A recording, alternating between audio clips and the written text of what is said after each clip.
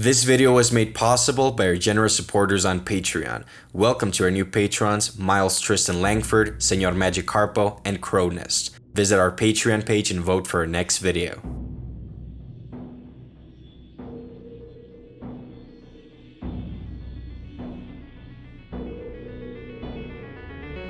After 40 years of disappointing sequels, remakes, and the countless slasher movies of the 80s, Michael Myers officially makes a comeback this year with Halloween 2018. The older sequels and remakes went in an entirely different direction than the original, replacing simple yet effective techniques for explanations that weren't needed. What Rob Zombie and all these other filmmakers fail to understand is what made the original so good in the first place. Today, we'll explore John Carpenter's Halloween and the elements that make it arguably the most effective horror movie of all time, as well as diving deep into the mind of the Boogeyman himself. Oh God, help me! Please! For the sake of this analysis, we're going to focus uniquely on John Carpenter's Halloween and ignore everything else that has come out, even the new movie. The reason for this is simply that the original Halloween is the most accurate depiction of what Carpenter wanted Myers to be, and is unarguably the best film in the series. The iconic opening credits perfectly recreate the mood of the holiday and set the tone for the rest of the events that will take place in the film. One of the things John Carpenter understood very well with his original film was the atmosphere of Halloween as an American tradition. The simple keyboard notes played by Carpenter himself are instantly recognizable and have become a true part of horror movie culture.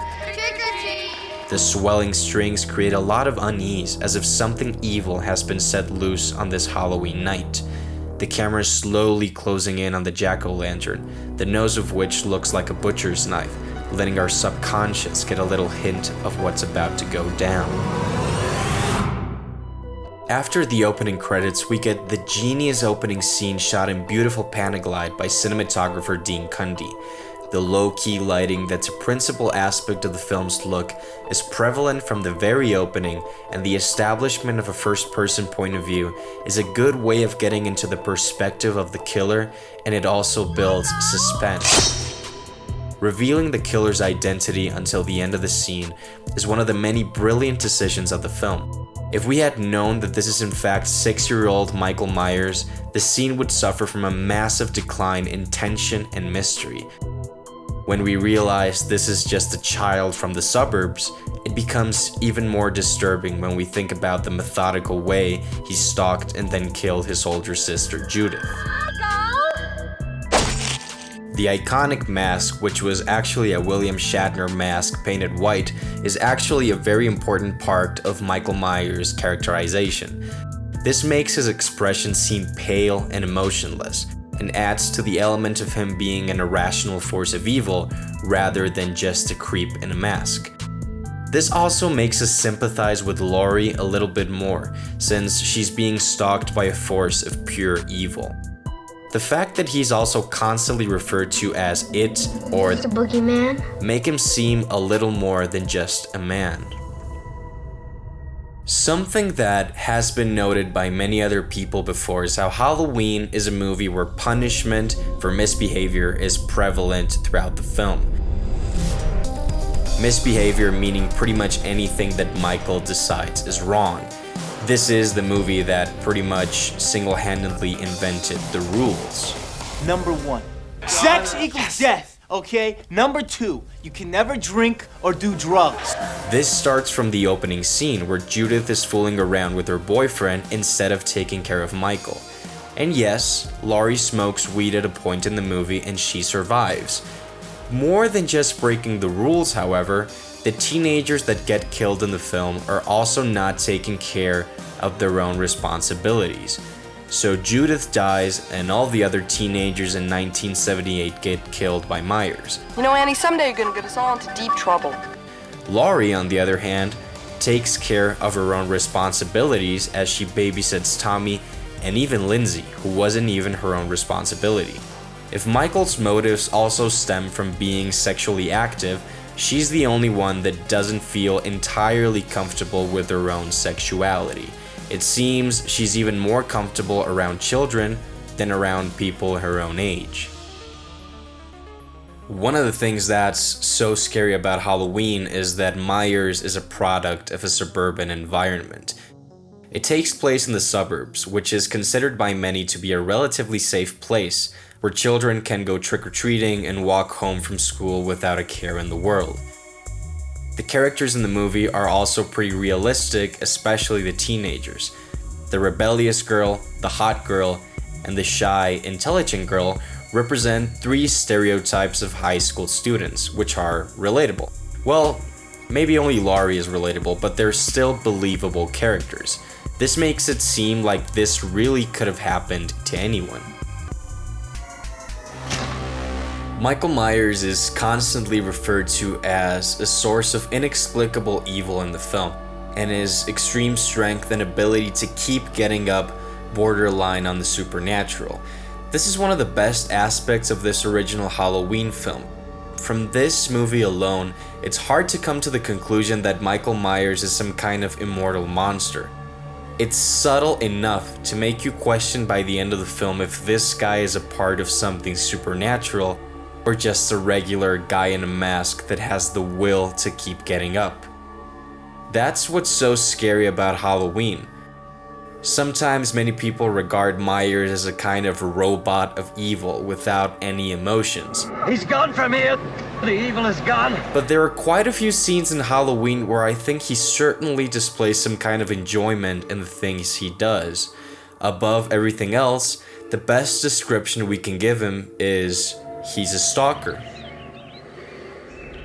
When he gets the chance to kill Linda and her boyfriend, for example, he could have just walked into the room and killed them. But instead, what he does is he pins this dude to the wall and then proceeds to look for a bedsheet, cuts 2 holes in it so he can see, he puts it over him and wears it like a ghost. Oh, and he also wears the glasses of the guy he just killed. Then he goes to the bedroom and just stares at his victim, probably just toying with her. Cute, Bob, real cute. Would a pure representation of evil do that? Maybe, but one with a weird personality. I think he did it because he was curious of how she would react. Maybe he just wanted to observe a little bit longer. He likes to creep on people. That's his thing. Also, when he kills Linda's boyfriend, he stares at his dead body with a sense of curiosity. Or another example would be when young Michael Myers kills Judith. We get to see his reaction. The popular interpretation here is that he exhibits a completely blank stare, the face of pure evil staring into nothingness. But it seems to me that his expression is like a stare of surprise, like this is the first time he's ever killed someone. This doesn't necessarily make him any less evil, but just a little more human. But the question emerges, how long did Michael stalk his sister? How long did he plan what he was about to do? The idea had been growing in his mind for some time. Days, weeks, maybe even months. And an even more interesting question would be, what was Michael like before he decided to murder his sister? The disturbing thing is, the more you think about it, the more likely it seems that he was just a regular kid from the suburbs, going to school and eating out of his lunchbox. If we eliminate the element that Laurie is Michael's sister, then she probably wasn't too important for him in the first place. She's the first teenager that Michael sets his eyes on, and he just wanted to keep stalking her and her friends so he could kill them. He waited so he could come home, steal his sister's tombstone, and fill the house with as many teenage corpses as possible. Laurie fits into that plan only because she's a teenager and reminds Michael of his own sister. He sat in that room, contemplating his own curiosity, and how one day it wouldn't be just curiosity. The sequels then tried to give him a stupid backstory and a reason for his evil, but that ultimately takes away some of the worth of what Carpenter was trying to do with the original film. The ambiguity, the lack of a specific motive, are what drives the creepiness of the film. The true strength of the original lies in the mystery and the unknown. Nick Castle is credited as The Shape, and in a nutshell, this is the power of the original movie. The ambiguity of the final shots of the movie reflect the greatest strengths of Carpenter's film. Michael is shot several times and falls off a balcony, but when Loomis looks for him, he's gone. We see the places Michael has visited on this Halloween night, and we hear his breathing, and we know Michael Myers could be anywhere. The evil is still out there. Samuels felt that, well, fate was like a natural element, like earth, air, fire, and water. That's right. Samuels definitely personified fate. In Samuel's writing, fate is immovable, like a mountain.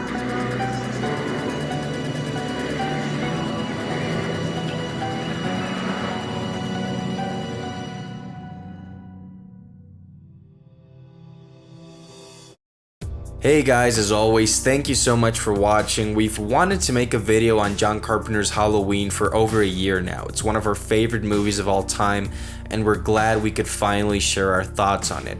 If you enjoyed the video, be sure to give it a thumbs up, and if you're new to the channel, welcome. If you'd like to see more videos like this one, make sure to click on that red subscribe button and on the notification bell so you don't miss any of our uploads. As usual, a big fat thank you to everyone supporting us over at Patreon. You're helping us make more videos like this one, and hopefully we'll get to the point where this becomes our full-time job and we can just focus on releasing awesome content for you guys. So if you'd like to help us get there a little bit faster, you can donate as little as $1 a month and you'll get some pretty cool benefits in return, as well as our eternal gratitude, really. We're actually super close to reaching our first goal, and when we do, we'll do a video on one of our favorite shows, Mr. Robot. So that's it for now, guys. Thank you for the support. We'll see you next time.